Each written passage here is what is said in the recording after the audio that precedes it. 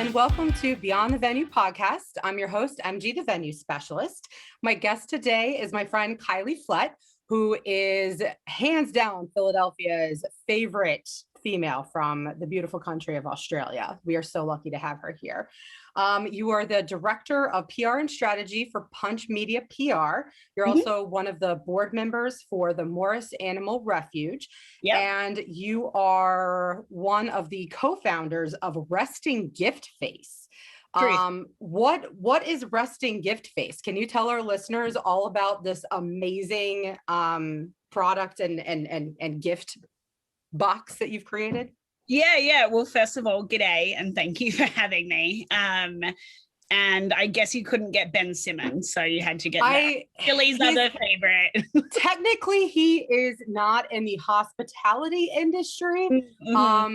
So I guess I could probably maybe interview him about his experience in the bubble, but I feel like Matisse kind of gave us everything we needed to know. So also depending on who you are, he's either Philly's favorite or not favorite Australian right now. What day you ask? After what game you ask? I think he improved his jump shot, and he's, I love watching him play. But thank you so much for having me. Resting Gift Face is essentially gifts that don't suck.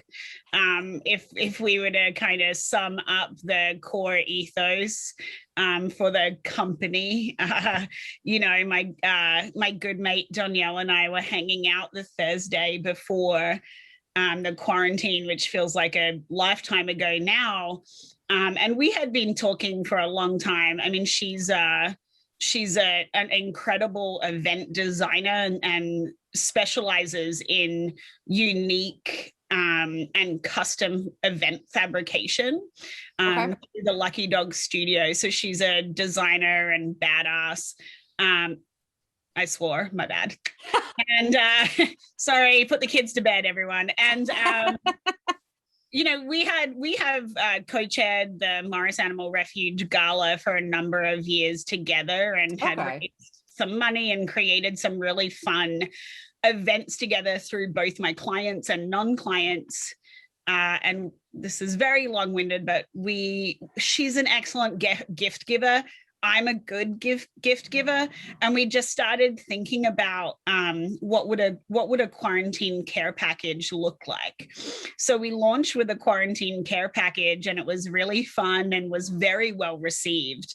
And then we went right into a Mother's Day box that sold out for a bomb moms. What was in the original gift package? Was it 90s themed, or was it nostalgia theme? Theme was kind of when we just pivoted and started going insane and just doing what we wanted, to be completely honest. So the original care package had a sweary coloring in book, a little 3D puzzle, a jump rope, a quarantini recipe card with an emergency packet that you use to rim the outside, coloring pencils, and a custom tic-tac-toe game that had, instead of the X's and O's, we had different colored zombie pieces, because it felt like the apocalypse is coming. Yeah, gosh, what else was in there? In fact, Bluebird Distilling just donated us a bunch of personal size hand sanitizers. So they all come with hand sanitizer now as well. So they're great for quarantine, but also I broke my leg a couple of years ago and was just like stuck on the couch. So it was like kind of activity based things, clearly not the jump rope, but if you've got someone that is stuck at home, it's a great little activity care package. So, kind of. And then you did the mom one. What kind of things were in the Mother's Day box? We made we're made one this year, which is different. So we just launched a Vices collection, and part of the Vices collection was a Best Buds box in time for 420. So we're not actually shipping any contraband, but it's like very fun, like a jadeite themed gold chain ashtray and a cactus flower aloe vera patchouli scented candle. Very Martha Stewart, Snoop Dogg combo kind of thing. And then for the Mother's Day part of that, we're doing Mum's Meds because, you know, I've been at home for over last year with just 2 dogs, and I can't imagine how the mums are doing it working and working from home. So we put a bubble bath and Chardonnay scented candle together because I feel like that's what all the mums out there need right now. And that comes in a really beautifully designed care package and gift box that we can ship directly.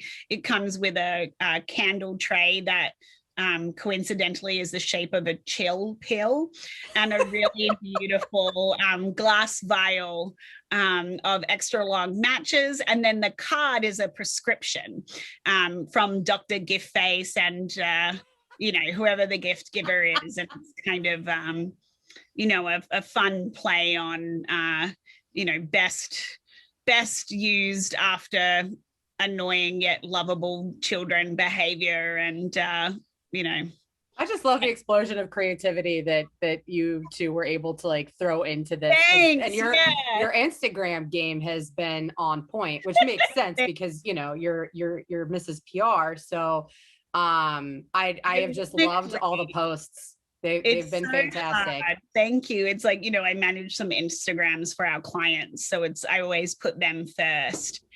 So it's really uncomfortable being on the other side of the promotion, to be completely honest. You know, it's very, a very different seat to be in, even to be here with you today. So because now you're promoting yourself and your product as opposed to somebody else's product. I totally get that, because that was a major transition for me, you know, selling beer forever and selling someone else's product for so long. And, you know, okay, I'm great at that. I can translate my skills to owning my own business. And you're like, oh man, so it's a blessing and a curse, you know.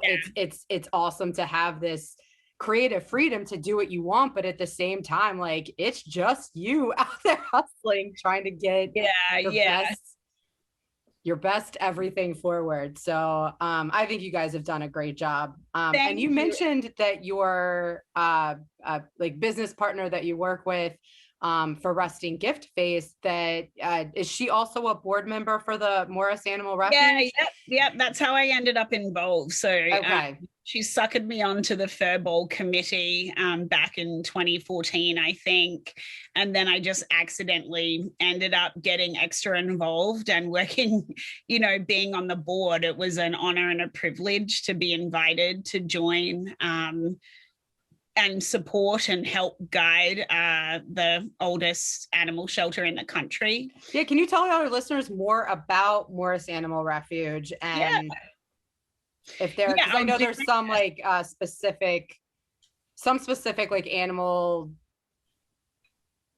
shelters that or adoption agencies that like might just focus on one particular breed or a certain subset. So what's the story with Morris? Yeah, so Morris Animal Refuge was founded by Elizabeth Morris. They're right in the heart of the city, and they're the only shelter to be located in Center City. They're managed admission. They certainly are not breed specific, but do work with specific adoption agencies in order to place animals. You know, some of those like coveted animals might have a better shot at getting adopted by working their way over to a golden retriever rescue or something like that.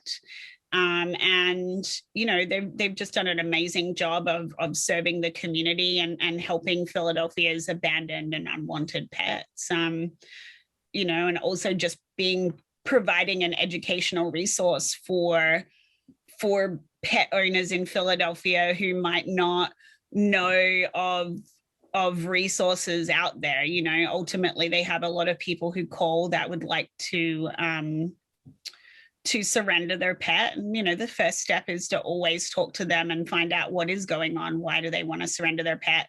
Can we help provide the resources or point them in a direction that will help them keep them? Whether it be low-cost vet care, or spay and neutering support, etc. So I'm, really proud to be part of the organization. It's been an incredibly challenging year for shelters.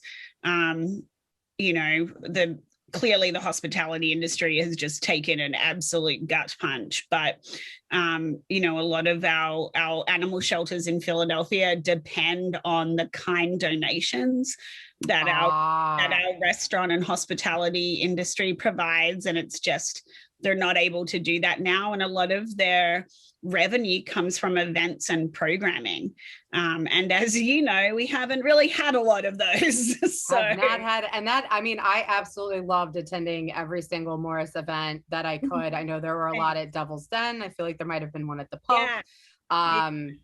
Back in those beer drinking and beer selling days. We've been really lucky to have some animals, I think, for like the last several years in the Puppy Bowl, which I think is probably my favorite event at Devil's Den as well. It's the Puppy Bowl watching party. So without those events, that's a huge source of revenue and financial assistance. So they've been, pivoting just like the rest of us. We're in the middle of wrapping up a month-long fur ball campaign.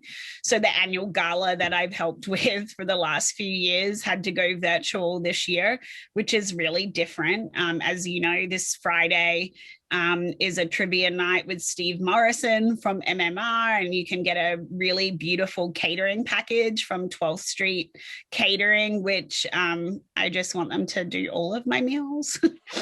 I should probably call Michelle about that. And, there's some really fun auction items. One of them is a Saved by the Box 90s themed happy hour kit from Resting Gift Day. So everyone should go check out that kind of online auction as well. I'm seeing some cross promotion here. Well, so that sucks to hear. I guess it's great to hear different perspectives, because there's just so many things, like you don't know what you don't know. And so where I think, as your average dog mom who kind of has heard through the grapevine that things have been going really well in terms of dogs getting adopted over this past year because of the lockdown, that you wouldn't stop to think of the lack of income and the money coming in to actually support those organizations. Has there been so on the positive side, did Morris get a major upswing in adoptions over this past year? I think so, but the challenges you have to think about for the animal shelters is that they're in a foster care program. On their foster program, because they couldn't have as many staff in the building. Morris it's small, it's in Center City. So the footprint is considerably tighter than other shelters who are outside of the kind of central business district. So that in itself provides some challenging, right? Because fosters might live far away and things like that. But, I think they've done an amazing job. Our adoptions have certainly been up, but there's, also the challenges in the current time with people who might not be able to afford to keep their pets. So that's something you have to, also keep in mind. And animal care as a pet mom yourself, I'm sure is quite expensive. It ain't cheap. It is not. Yeah, it is certainly not. So, they're doing amazing work, and I'm excited to be planning some events with them now for October and the holidays with my client, the Bourse Food Hall, that will focus almost exclusively on outdoors, so we can ensure that people are, comfortable kind of re-entering that landscape as possible. And last week I interviewed Meredith Reber, and I learned that Philly Beer Week is still happening this year. I was shooketh when I saw that. I mean, listen, I would be very interested to learn how they are planning that. As you know, through Punch Media, I work with a lot of local and national breweries and distilleries. And those guys have been hit really hard as well. I mean, with the current restrictions in Pennsylvania tying booze sales to food, historical and long-term breweries like Philadelphia Brewing Company, I mean, they don't have kitchen facilities. No one's buying kegged beer right now because the restrictions. It's all takeout. Yeah. It's all takeout, right? So like, how do you make your money as a brewery? It's, it's way more profit on kegged beer. So they've done an amazing job. I mean, they really expanded their beer garden, and it's been kind of an urban oasis for me up here in Kensington because of the severe lack of green space. And they've kept everything very, very open, and not a lot of bros go there, so I should probably say they kind of stay closer down in Fishtown. So it's just been like an amazing little spot to go to and feel like a sense of normalcy. And there's just something, I mean, great about a draft beer. I mean, bottled beer is amazing, but like sipping a draft beer, like, man, I was craving that when we came out of the like official kind of shut down, I guess. How have some of your clients been able, like, have they been able to navigate around kind of like the food situation? Because I know, I think it seems like a lot of bars are like, here is a soft pretzel. Here is a but I think you'll find like does soft pretzel even count as a meal? I don't think it does. I mean, it does. There were some real challenges at first because the city didn't even clarify what constituted a meal. So like potato chips and things like that didn't count. I mean, Philadelphia Brewing Company in particular is getting away with it by serving a breakfast pastry. And I think my friends at Art and the Age have been doing these badass collaborations with the vegan donuts, where they're using the Art and the Age wilderness to bottle cordials to create these fun donut flavors, which is exactly what I want, bottled cocktails donuts, right? So, I've just been so proud and privileged to be part of our clients in this last year and a half.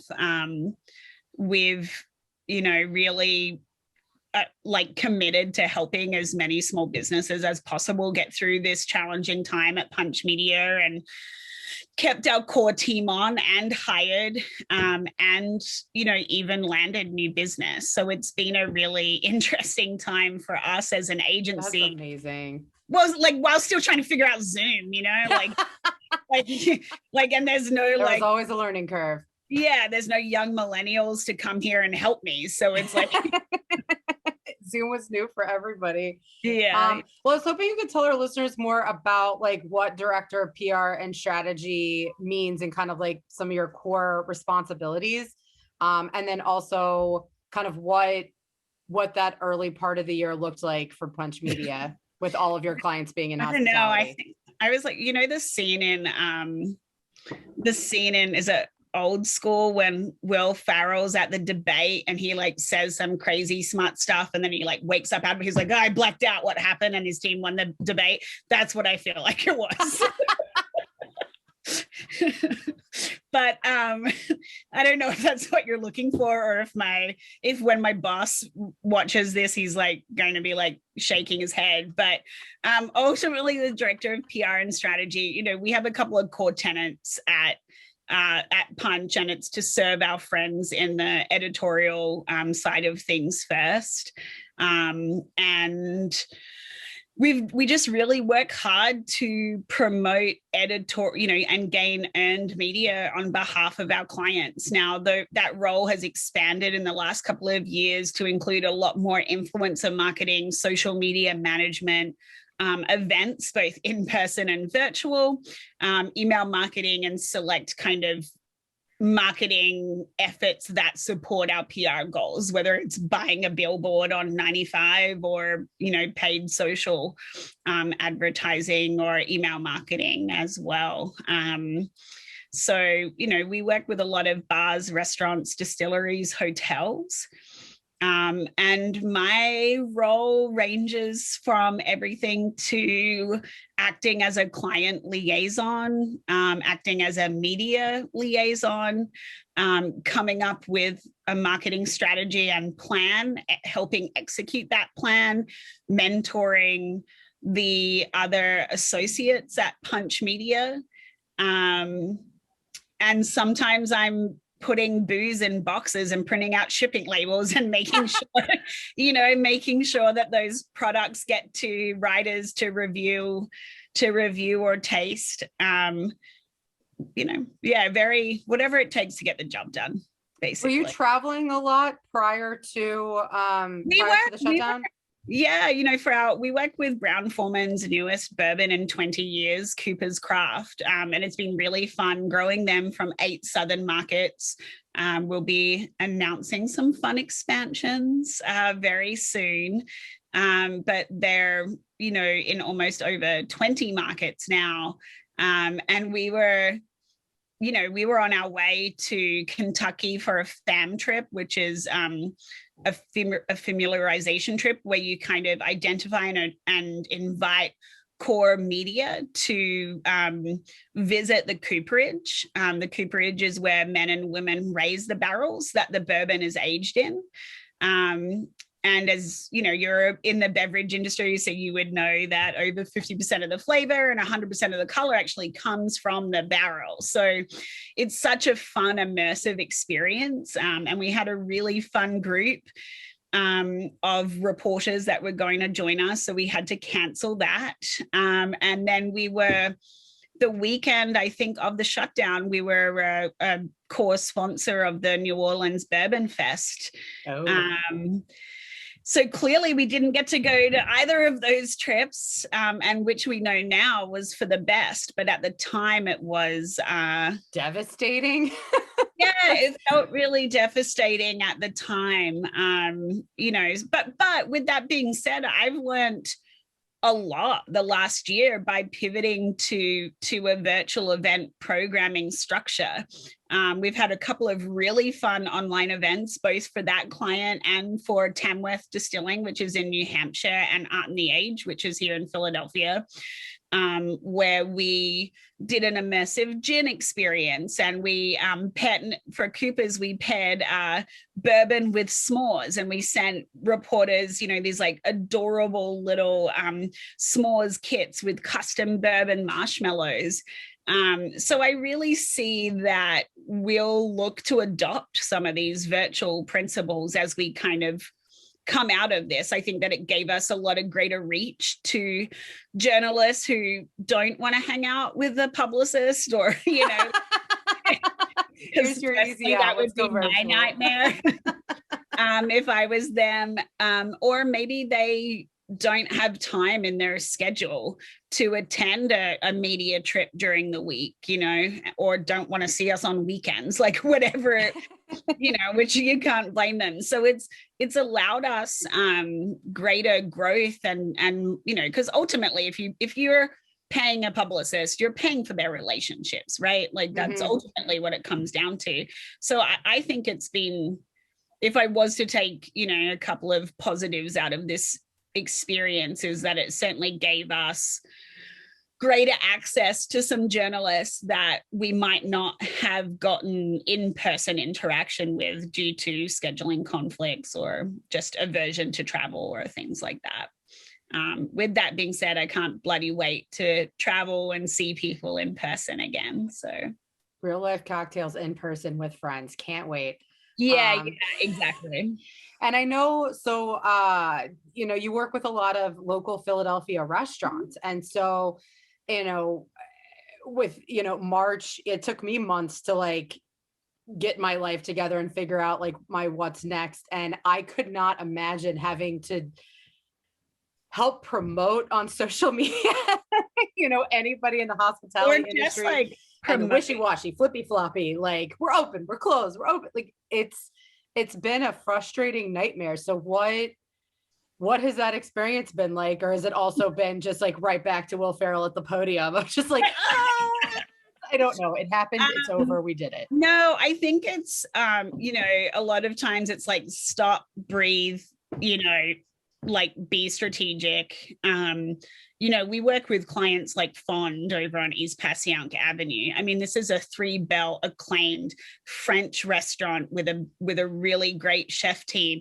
And for our listeners, the 3 bells she's referring to, like we've got a very famous food writer, Craig Laban, here in Philadelphia. So he awards bells to our local Philadelphia restaurants. And so out of how many bells is that?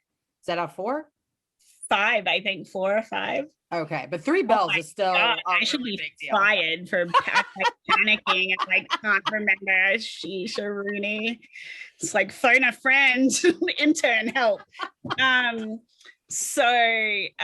he's been like making sausages and grilling sandwiches like on the street in order to keep the doors open. And it's like that kind of like, when people talk about the Philly grit, I mean, that's what it is, and then on the other spectrum of that, we work with Chef Christopher Kerse at Forsythia, who didn't dumb down his menu, closed, elected for a period of time that his staff to safely spend time with their families and to come back in mid to late January when they could offer their menu and their concept. And has been booked every weekend since. I think of, I know you had Kamara on from Sojourn Philly as a guest recently, and, Jet Wine Bar is literally a bar. I mean, it's a room with a bar in it. They couldn't have opened over the last year. And even at the new guidelines, which just announced today, I mean, what does that even look like? But they pivoted to basically the best wine shop in Philadelphia. I mean, Jill's curating like a global wine list of things you can't get anywhere else. I was drinking a Leb Nat, which is a Lebanese pet nat that she introduced me to this summer. I'd like to try that. Yeah, very expensive habit. So yes, it is. yeah. So that was just like incredible and amazing. And they've got that gorgeous outdoor wine garden, which is exactly where I want to be for like a fun, socially distanced happy hour, where you can order food from their acclaimed Southern Fare restaurant across the street, Rex 1516. And then has gone on to open a Mexican restaurant in the middle of a pandemic when it's just like seemingly impossible. I mean, it's, it really has been an honor and a privilege to work alongside these kind of restaurants and breweries and distilleries as they try and navigate these waters. I can't speak to that enough about just how impressive and resilient and gritty our clients have been, and how pumped it makes me to get up every day and just try to like do my small part in helping them, whether that's a post on social media or a press release about their latest menu offerings or pivot or opening hours or whatever it is that we've had to edit or change in the last year. So, and with all these restaurants that you're working with, I know like the biggest concern right now is staffing. And so is there any sort of kind of like universal Philly database or anything of different job postings, or is it kind of every restaurant for themselves? Or, I'm really curious to see how the rest of the year plays out, because I know it was a major concern originally that we were going to lose all of these amazing small local bars and restaurants here in Philadelphia. Like we were terrified of them not reopening. Yeah. And now that they've done exactly like you've said, they've come up with these amazing ideas and hustled and, did what they could to keep the doors open. But now that they're able to, do indoor dining or expand their outdoor seating, they can't find staff. No, I'm like literally like hours away from being like, am I coming out of retirement and bartending again? I mean, is that what's happening? Because I just, it really is incredible right now to see these restaurants kind of struggling to get staff in order to, move to this next level. I think the challenges are there's a lot of different reasons. I'm certainly not the expert to talk on that. I think there's a couple of things that probably happened. Some of the staff went to the suburbs who had looser restrictions. I think some people left the industry altogether. I know that the PRLA has been doing a lot to help and support as far as, where are those job listings and how can we educate and make sure that our staff who are coming back to work are vaccinated and feel safe. I know that clients and friends like Erin Wallace from the Devil's Den, got her entire staff vaccines closed for the day, so that she could ensure that everyone felt safe. I don't know what the solution is. It's a massive challenge. It's not Philadelphia specific. Right. And it makes me really nervous. And I hope that we can continue to overcome that challenge. I think a lot of this comes full circle too. In the very first episode of the season of the podcast, I talked with Brandon Thrash, and it was called Industry Shifts. And I think we are going to see, is this going to finally be where we're starting to get health benefits for servers, and just a serious change in culture. Exactly. And doing away with the restaurant culture of the past and coming into like a new, just a better way to treat front of house and back of house.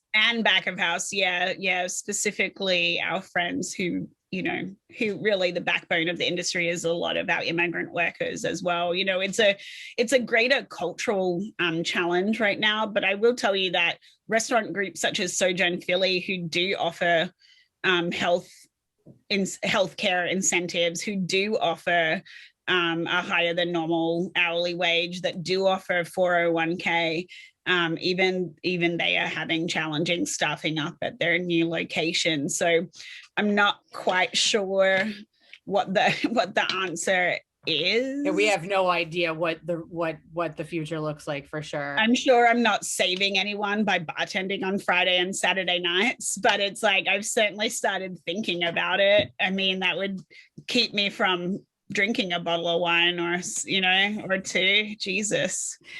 I'd rather be in bed early. Yeah, I am you know what?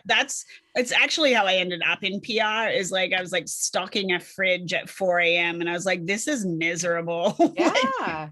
like I don't want to do this anymore. So this was a really fun way of staying in the industry. Now, let's be real, I'm still working the same hours, but at least I can be in bed by 9 p.m.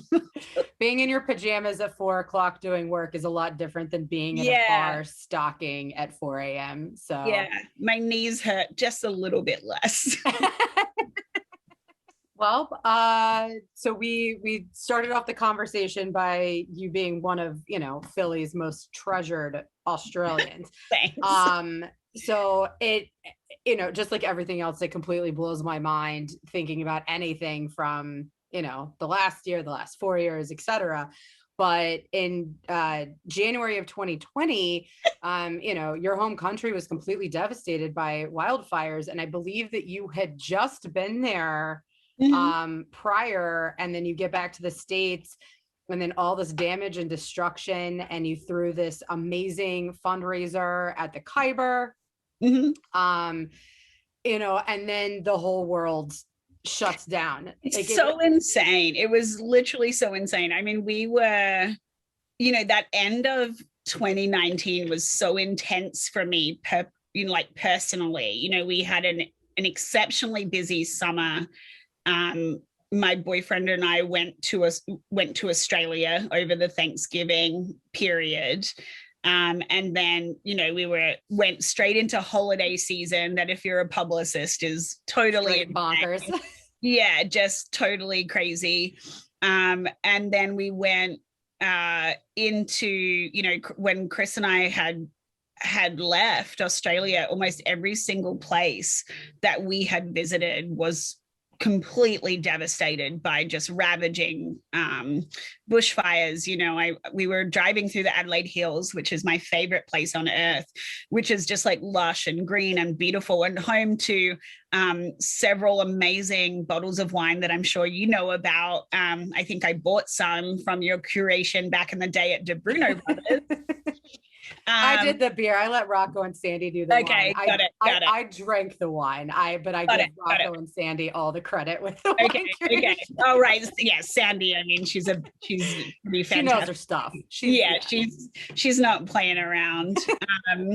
So we went right into planning this kind of mass event that I thought, honestly, mate, was going to be me and 10 friends upstairs at the Khyber. And my boyfriend is a former touring musician, professional musician. Him and some band members came out of retirement. So all of their groupies showed up, and I will just say that Philadelphia, I mean, I'm tearing up just thinking about it. The support that we got from the hospitality industry that went later on to just be demolished, I mean, is just insane. I wish that I could do the same for every single bar and restaurant who donated to us.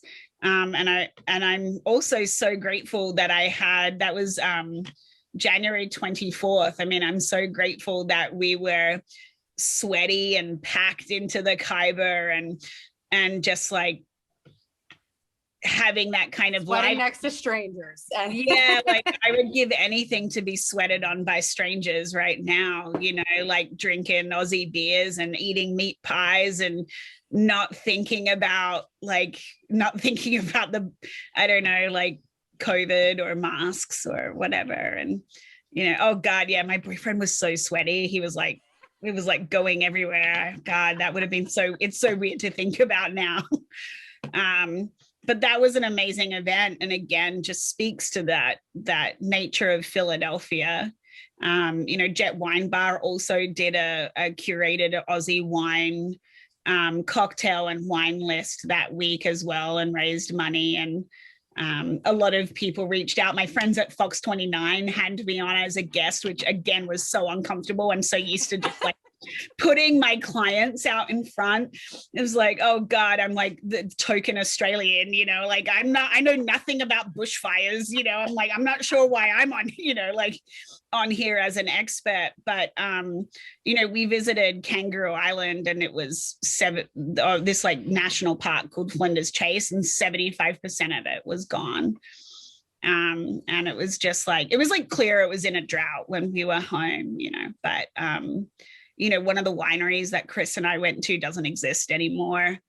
Yeah, it was really hard. And so they had these wildfires, and then we roll right into the pandemic. And so I know it was great. They actually had competent leadership that shut things down. So kind of what were they doing in Australia? And how have your friends and family been doing? And are you able to get back there at any point in time, or just waiting and seeing? Yeah. Firstly, I think that there was a really big difference in government policies and treatments to the severity of COVID. I don't think I'm blowing anyone's mind by stating that the administration here perhaps fumbled. That is a euphemism. So I think that culturally it's also very different as well. I mean, mandated shutdowns, mandated mask wearing, and mandated contact tracing. There's this notion of infringement of freedom for that is, I feel seems like an issue for some Americans to be listening to or adhering to those government mandates, things that just wouldn't work here culturally. That did there, to be completely honest. So Victoria got hit the hardest. I'm from Adelaide, South Australia. which thankfully, because there's no international hub, I mean, it's a total pain to bloody fly there, but thankfully, because there's no international hub, really, they did okay. At the time, my mom and my aunt and my nephew were living in a little kind of like coastal beach town. So their concern was people moving from the city to their kind of vacation homes and overloading the rural health system. Okay. I know that was the concern here in Philly, or I guess with, people going to their shore homes. Exactly. And I guess, the governor of New Jersey's like, stop coming to your shore house and stay put. Exactly. So it was very similar to that, and that border between Victoria and South Australia was closed for a while. But, their cases are just significantly lower. They just opened up a passport system with New Zealand, who just handled the pandemic exceptionally well as well, allowing international travel between Australia and New Zealand. Right now, it seems impossible to try and get home, which is just really hard. I usually try to fly home for the holidays, and my grandpa is sick, and I just really miss my aunt and my mom's, my mom, my aunts, my nephew very much. It's very hard to explain to a 7-8-year-old boy why I can't get home. And unfortunately, right now, there's something like 39,000 Australians who are on a wait list to try and get back into the country. And I just don't know. I really just don't know what that looks like, to be honest. It's incredibly frustrating. The states like South Australia have, my boyfriend's doing the dishes and singing, so you guys are being treated to a show. I mean, he is a legendary rock star. What was the name of his band? The Traveling Wallabies, I think. Okay. Which was like a riff on something, I don't know. Wilburys? Was it the Traveling Wilburys? Okay. Yeah, I don't know. So they have restrictions right now. I think there's only like 500 people allowed into Adelaide or South Australia a week. So I don't know what the plan is. I know that there's a lot of stranded Australians who can't get home. I'm fortunate in a way that, my life is here. I have a job. I'm legally working. I'm making income. And there's plenty of Australians who've been stuck overseas without those things for the last year and a half. So I'm exceptionally grateful for that. But my visa is up this year, so I need to figure that out. It's like a whole thing. That sounds exhausting. Yeah, I know. I went through this whole, okay, so I'm getting my second dose is coming Monday. So, come mid-May, I'm going to be totally vaxxed and ready to be a person again. And so I'm originally from Dallas, Texas. And so my parents still live there, and I haven't seen my parents since late 2019.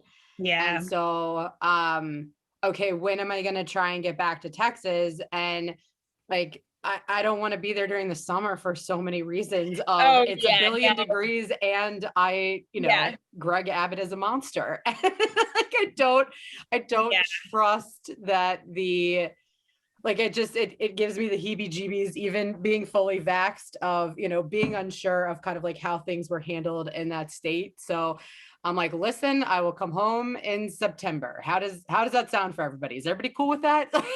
Yeah, I don't blame you. And that's part of the challenges right now, is navigating families as well. I'm almost lucky in a sense that I couldn't physically see my family during this situation, because I didn't have to make any tough choices.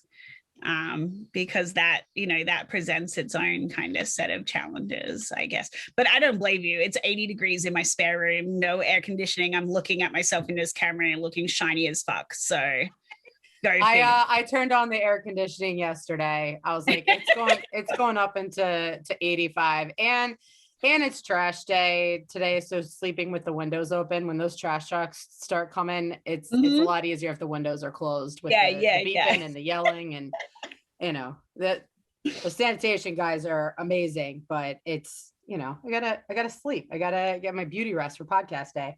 Yeah. Oh my gosh. Yeah. I totally understand. Well, I hope you get that window unit in quickly. Well, Kylie, the last question that I have for you today, your favorite venue. So I'd love to know, I'm sure you have a million because you have so many amazing clients that have amazing bars, restaurants, spaces. I'm not even gonna you're from Australia. You've got. I know. I'm not even going to be able to give you one, but I'm going to hit you with some rapid fire. I can't wait until Milk Boy is like 11th and Chestnut is having shows again. I can't wait for Whiskey Wednesdays at Philadelphia Brewing Company. I can't wait for. Union Transfer. Come on, that was surreal going to the TLA to get my COVID injection. And I'm like using hand sanitizer that smells like shitty tequila. And I'm just like, man, there's something wrong. As silly as this gets. Yeah. And I walk up to the front and they've got the big security guard there that's usually there for shows. And I put my arms out and he's like, looks at me like, what are you doing? And it's just like, I'm so used to getting patted down for a show. And he's like, on you go. And I was like, oh my God. I'm like, what a weird, comfortable moment of your body automatically does the okay, you're about to pat me down because you're a security guard. But in front of just the TLA. Yeah. But usually so for our listeners, the TLA is a music venue here in Philadelphia that has also opened up its doors to serve as a vaccination site. And so has it been strictly for hospitality folks or I went there through my doctor at Penn, so I'm not sure, but I got to tell you, I'd never seen that place with the lights on. that was surreal. You know what? You've probably never seen it with the lights on sober because they do turn the house lights on when a show's over. That's how you know that they're not coming back out for another encore. Maybe that's part of it. Or you could, leave before the last song. That's no judgment here. So no, that's not our style. So you miss live shows. That's what I'm hearing. I do. I miss live music. I also, there's a couple of venues right before when I was home with my boyfriend at the end of 2019, we went to, we saw U2 on our second day in Australia, which I don't know. If you've ever been, what is it called? Jet lagged. Okay. This was insane. Our second day in the country, got up at 6 a.m. to go get our tickets and all this jazz. So we saw U2 at the Sydney Cricket Ground, and we stood right in the front with the historical cricket stadium right behind, in front of us. And it was insane. I got to confess, I'm not a huge U2 fan. My boyfriend is. The show was very, very special. Bono, in the first song, came right to the edge of the stage and basically sang right at me because I was the only one that didn't have a phone in his face. It was weirdly intimate, it was so intimate. I was uncomfortable. I was like, why is he making such aggressive eye contact? I was like, I don't know what to do. So that was pretty epic. And then we also, on our last day in the country, drove to a town called Berry, which is in the Kangaroo Valley of New South Wales, maybe an hour and a half south of Sydney, I think. And we went to a music festival there called the Fairgrounds. And that was just so incredibly done. It was pretty amazing and beautiful. Again, it was in a vintage kind of old cricket stadium, and we saw a band called the DMAs, which is our favorite, this Scottish guy called Jerry Cinnamon. Everyone should go check him out. He was a former street busker who got found and turned, and he's so fun. And we saw Noel Gallagher. Shit. One of the two twins or one of the two brothers from Oasis. Yeah. I feel like Noel's the one that's Liam. shut up. We saw Liam. Honey, did we see Liam Gallagher in Australia? Liam. Okay. I'm really glad that we got that clarified. I will be able to sleep tonight now. Yeah, I know you're worried about that. Well, I mean, I am excited to see that they're starting to announce live shows like for the second half of the year. So it is making a comeback, and I'm anxious to see how the rest of the summer plays out just in general with everything. So, well, Kylie, I'm really excited that you joined me today. This has been a delight. We'll get Ben Simmons to jump in on the next call. Yeah, we'll just so will you please let our listeners know where to follow you, all of the amazing places that you talked about earlier, or businesses, I should say, not all the venues, of course. Sure. So Resting Gift Face at Instagram handle Resting Gift Face or restinggiftface.com, punchmedia.biz, and our Instagram is punchmediapr. And check out Morris Animal Refuge as well. That would be really lovely. Puppies, kitties, sign up to be a foster if you don't have money to give, which a lot of us don't have right now. There are a lot of other things that we can do to support both the animal shelter and the restaurants. Like them, follow them, leave Yelp reviews, leave Google reviews. These are the things that I've really been preaching to our team and our clients, because these are the things that we can be doing to help these guys right now. Yes, leave those good reviews. Be very understanding to staff, and show up on time. Wear them excessively. Tip all your monies, and if you don't have money to tip, that's okay. Just get takeout, but also tip. Bloody hell. I live right near Cook and Shaker in Kensington, and every Friday I walk up there and I order a last word because I can't get green chartreuse in bloody Philadelphia. And I leave my standard, $10 tip, and I walk out with my delicious cocktail that I didn't make. Yeah. We're my husband and I we have dinner reservations tonight for Laurel, and it was great because when she called last week ask, what, are you guys celebrating anything? I'm like, leaving the house. We are celebrating leaving the house. And every time I walk past, it just looks amazing. And it's, we really haven't done that many kind of nice things for us, or gone out to the nicer places. You guys deserve it. It's important. But also I think that people just don't understand how important it is for us to be buying local right now.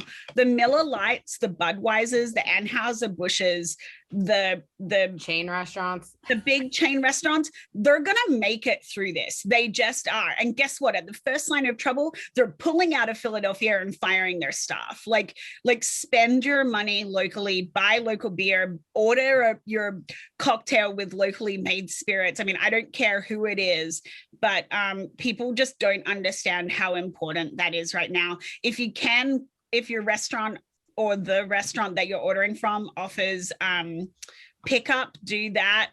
Call them directly and don't use one of the services like Grubhub, Uber, Caviar, because they lose 30% of their profits on that.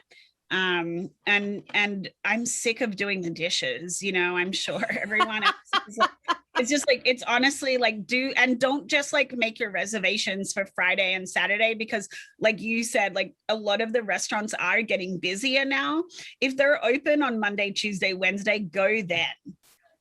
That's keeping our servers, we're helping them make money. We're helping the restaurant make money. I mean, there's just a lot of things that we can all be doing now to support them. I am 100% there with you. Well, thank you again for joining me today. This has been, working for a local brewery was really what flipped me upside my head, and have been a big proponent of supporting local businesses. So, well, listeners, thank you so much for joining us today. Follow Beyond the Venue podcast on Instagram, and check us out on all of your favorite streaming podcast platforms. Have a great day. Thanks, mate.